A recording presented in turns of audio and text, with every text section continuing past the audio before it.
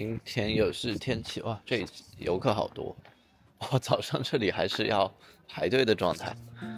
这太阳好烈。我现在是几点？现在是9点半，有点早。我去海滩看一下沙滩。它这儿有一个挺长的沙滩，但不在这一边，是在城堡的另一边。早上起来我这个嗓子还是闭合状态，声音有点气泡音。要走38分钟吧，大概，所以就慢慢走，一边走一边聊。可以看到那君临城的城墙，它也是七拐八弯的，层层叠叠的城墙，确实是有防御工事的作用。这有个喷泉在喷水。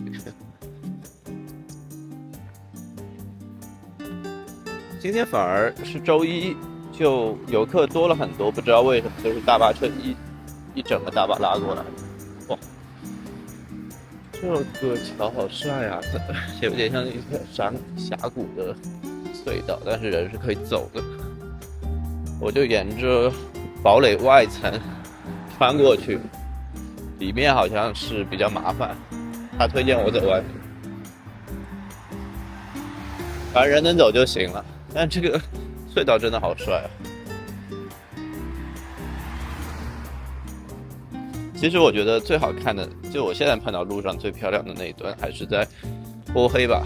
但是我要完全去掉什么法罗宾岛，我每次大家不要把这种有天赋加成的地方给混在一起。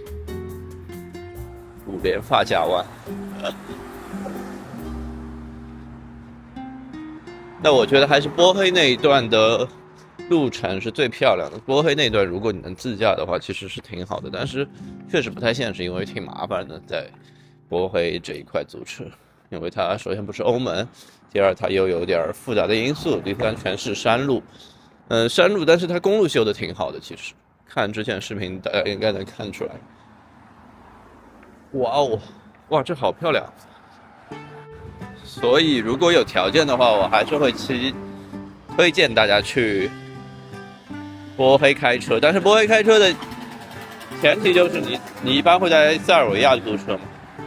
那在塞尔维亚租了车，你就得还回塞尔维亚去，等于说，所以他们走巴尔干半岛那些免签国家玩的时候，就会绕一圈，从塞尔维亚到波黑到黑山。然后回去吧，一般是3个国家一起玩，因为这3个国家相对比较怎么说呢，游客稍微多一点吧。你要去了北马其顿，包括下面什么阿尔巴尼亚那些，可能就有点复杂，因为它那儿确实有点穷，然后可能会乱一点，游客不会那么多嘛，旅游风景大概也没有那么好。但是如果你是从黑山，有些朋友可能会想去到北马其顿，然后上到科索沃地区。科索沃地区是个争议地区嘛，我之前说过，塞尔维亚它就没有承认它的主权，联合国是承认。我看地图，它其实是有蛮大一块在塞尔维亚境内的，就是占据了挺大一块面积的。然后那科索沃，如果你在科索沃盖了章，好像说会影响塞尔维亚入境还是干嘛的，反正要被审查。但其实懂的都懂啊，就是这件事儿。那就大家量力而行吧。我其实本来也想要不去一趟科索沃地区吧，科索沃战争当年大家都听过，还是蛮出名的。那后来发现时间。就我是本来是没想过，后来想了想，那么近，从北马其顿过去还蛮方便的，当天就可以。但是我发现没有巴士，就你得晚上过去住一晚，然后第2天回来的这种，虽然算是1天，但是稍微有些不一样，就我没这个时间了，没办法，不然还可以再刷一个国家。这个是缆车哦，这儿就是上山的那个缆车，这个缆车我记得超贵，多少钱来着？忘记。哇，我看这片海港超亮丽的，就是太阳反射的太亮了，所以我现在眼睛变黑以后不知道具体亮度是多少，但是还挺闪，shiny。有很多橘子树都已经盛开，还有条狗在里面拉屎。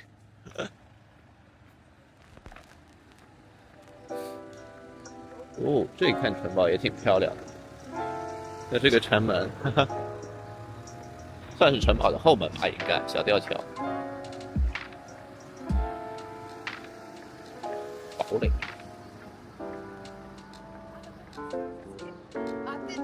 哦，椰子树让我感觉来到了热带国家。哇，这水你看有多清啊，超级清。克罗地亚这个国家呢，在北边是比较块状的形状，再往南这边就完全是细长海岸线，就像杜布罗夫尼克已经是克罗地亚的边境了，快到边境，因为往下一点点，大概1个小时吧，就到黑山共和国，可能还不到1个小时。对，它是狭长地带的最后一点尾巴，但是它包揽了整个海岸线，所以它中间刚好露出那么一截是给波黑的，而波黑的那个海岸线，我昨天大家看到了吗？就是不是怎么说呢？不是直接入海的，也不是说直接入海，就是它还有一个弯头，它不是直接能开出去到深海港的，所以可能我不知道，就波黑那个地方只能抓鱼吧，也不会有什么大型船舶啊或者什么的，比较难。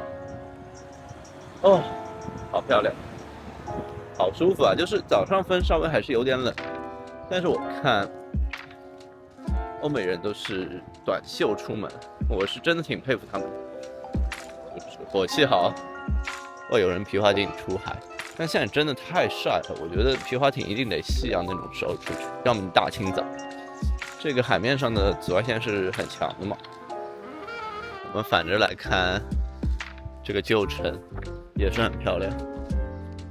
从远处的视角看，应该蛮不错的。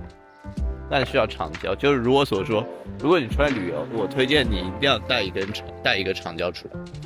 哎，这是什么植物啊？就这个，芦苇前面的那个，也是芦苇吧？它怎么像绽开的花瓣一般？这也可以下去啊。哦，这也是可以下去的，所以它不是私人场。那这儿如果有咖啡可以喝，我愿意在这里喝2杯咖啡，再加1杯可乐，这也太爽了吧！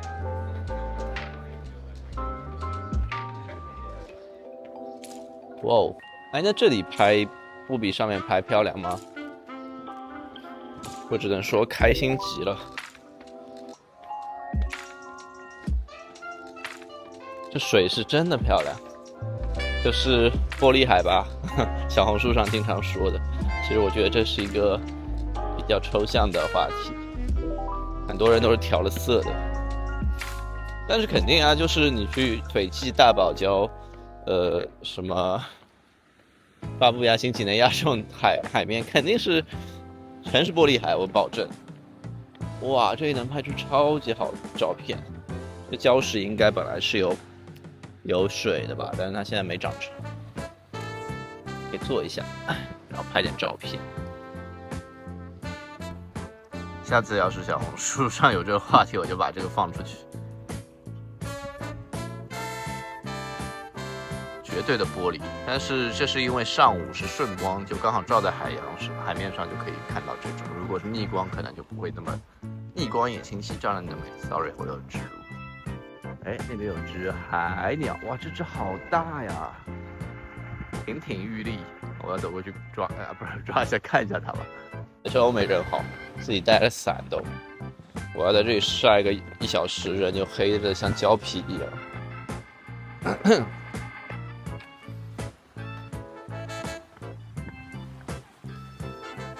这可以租船，但我也没有是有一些皮划艇。看看有没有可以喝的东西。早上起来嘴巴还有点渴呢。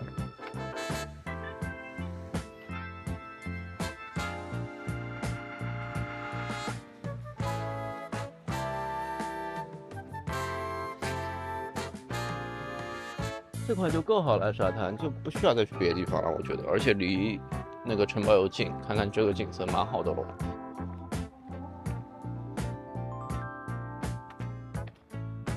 这是淋浴房，但是好像没到，看着像是一个酒店，问一下他好了。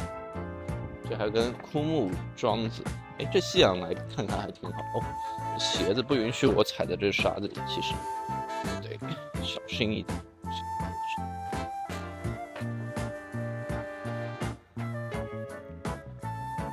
Hello, sir. It's opening. OK. 这家餐厅其实还是蛮贵的，就它也有酒，但是现在我应该不喝酒，也许下午可以来喝一杯。不过我要纠正一点，我之前说错了，这个海岸线呢不算是地中海的，它就算是叫亚得里亚海。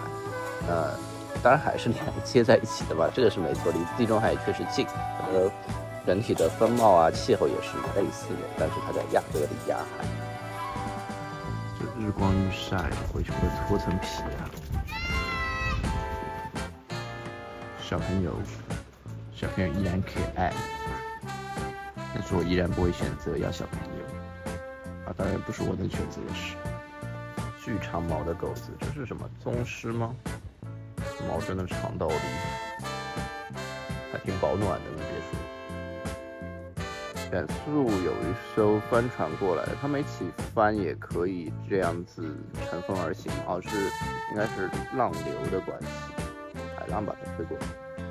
对面那座岛它也是一个景观，就有点像三亚的凤凰岛吧。你可以上岛去玩，它上面也有一些沙滩啊，可能我估计是有酒店在被迫的。这边看起来全是树，但是它是可以在另一边登岛的。哇，这个好厉害，在游泳啊！不过必须得游起来，不然会冻死的。坐帆船应该是挺好玩的一个体验。大家如果单独来这儿玩，还是我推荐，就是如果你是单独来这些国家玩，不管去任何地方，我都推荐你们去参与一些当地的 agency 的项目，一个行程也可以，单天来回的这种也可以，会比较好。哇，有一艘快艇开出来了，真的是就是会有不同的体验的，就是一些项目吧。它可能，但是还是要看天气。就是如果你天气是好的，我是很推荐大家出去玩一下这些东西。其实我到最近呢，又有点想回国了，因为不知道，可能是这些地方，就巴尔干半岛到这儿是稍微好一点，之前的那一些其实没有让我觉得特别有意思。可能又是审美疲劳的加持吧，那我就有点想回国，然后国内有很多朋友说，要不你回来休息一段时间再出去，但是我不行，我不是说过，就是我的环球旅行就是要一口气走到底的那种吗？对，是挺累的，但是就我现在自己已经完全习惯这种，就是在开头的1个月我其实挺不适应的，但是在2-3个月以后我已经 OK 了。就现在完全适应这种节奏，就算你让我每天换一个城市，我都可以做到，但是就也不会有睡眠很大的问题了，基本都是可以搞得定的。但终归是有点不一样的吧。就我想说，如果我是来这边单纯旅游，可能10天15天的话，我会很想去玩那些项目了。就大部分原因还是因为我少一个伴，虽然我是艺人啊，但是我还挺艺的，但是随着年纪增长，我觉得跟年纪稍微有关系了，就是可能会变得矮那么一点点。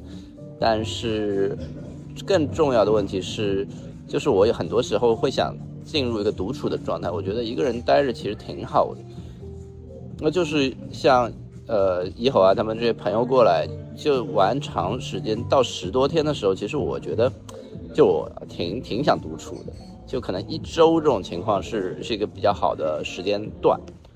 再长就我说人的那个人性里面就是带这部分。我说我一个人走，就是因为10天以后15天以后你和朋友一定会吵架。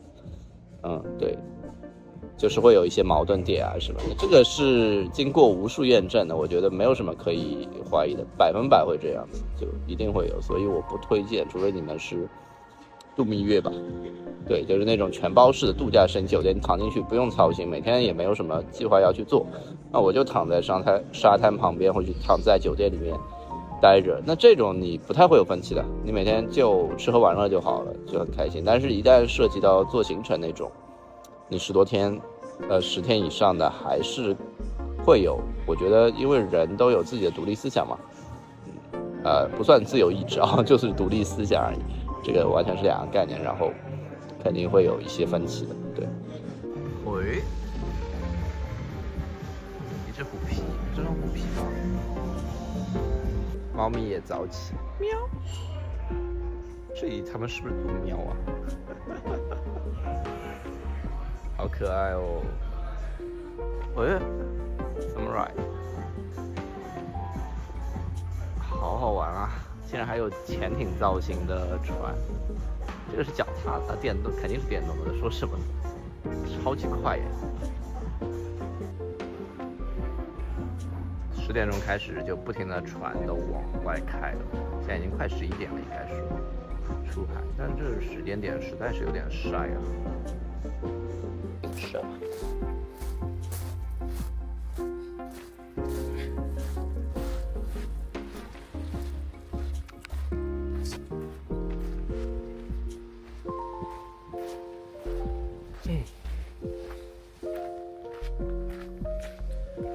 克罗地亚国旗，这儿还有一个小港口嘛，这算是，这也是可以走上去的。哦，克罗地亚国旗其实挺漂亮的，颜色挺丰富的。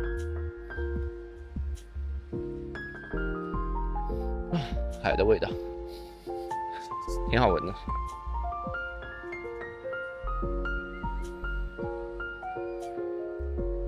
这个台阶上还有个刻字，1978年，这是什么特殊的纪念意义吗？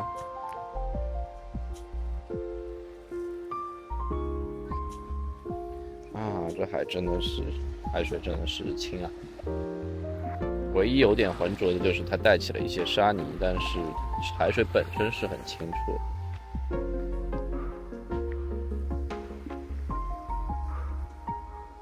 这回程走里面。穿过这个城啊，11点，敲钟。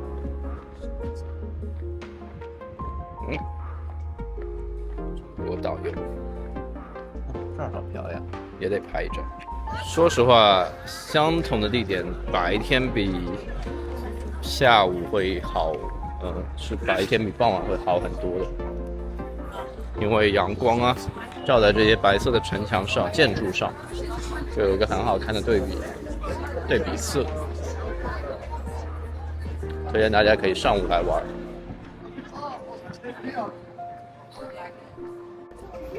超多鸽子在这边喝水。之前这几天呢，也一直没有往上去走过，今天下午就往上看一看吧，看看上面那个堡垒。又是一个登山的活动，现在阳光很漂亮的，登高望远。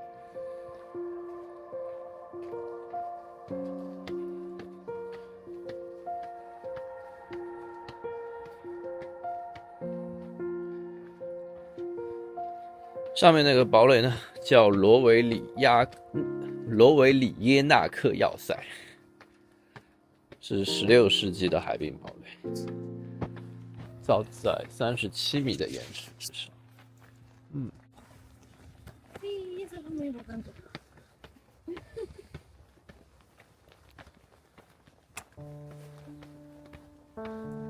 喂，这里是一个啊，这里还有个海湾呢，现在才知道。上去看看。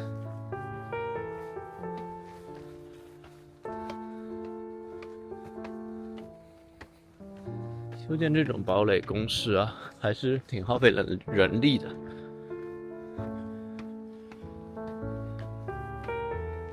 哦，这里能看到整个君临哎，哇，好漂亮的颜色啊！加上那皮划艇，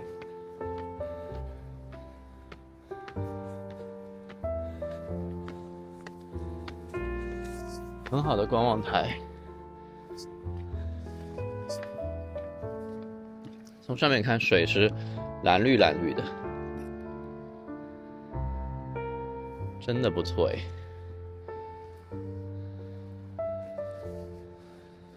哇哦，上面看这个水好漂亮。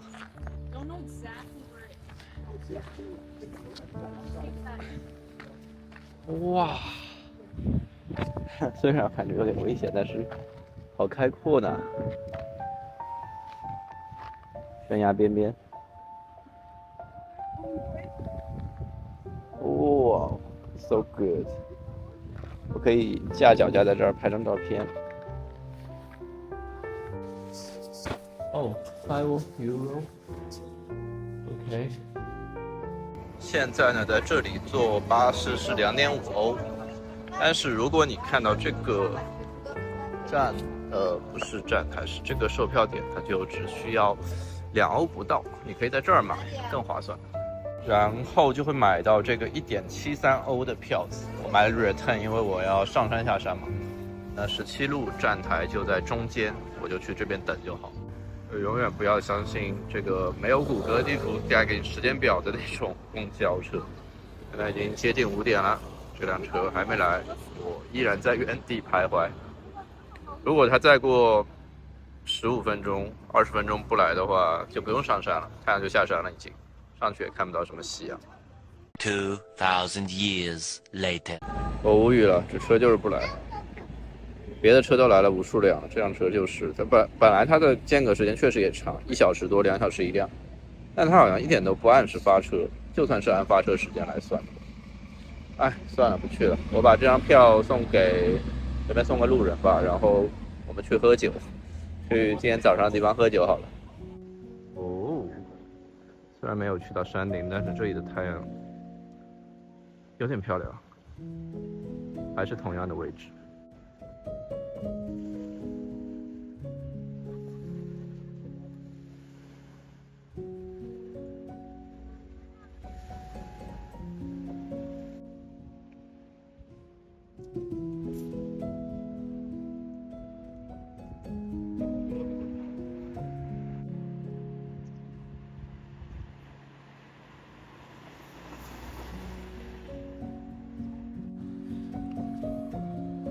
君临城的黄昏，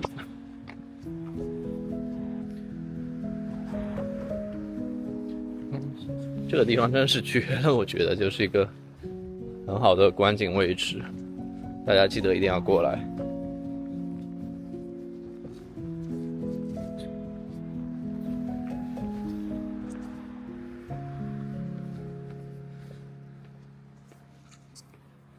但是随着我下坡，这个太阳就慢慢被遮住了，在这个城墙的后面喽，看不到。那我们可以看到远处的那个船，被阳光照得很漂亮。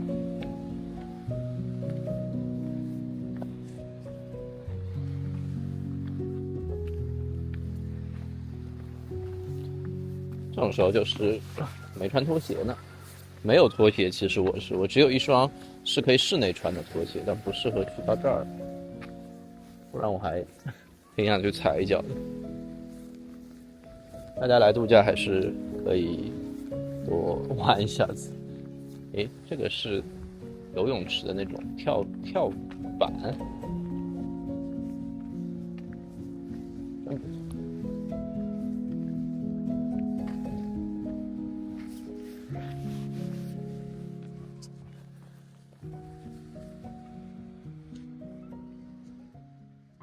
在离开这里的时候，我和奶奶告了别。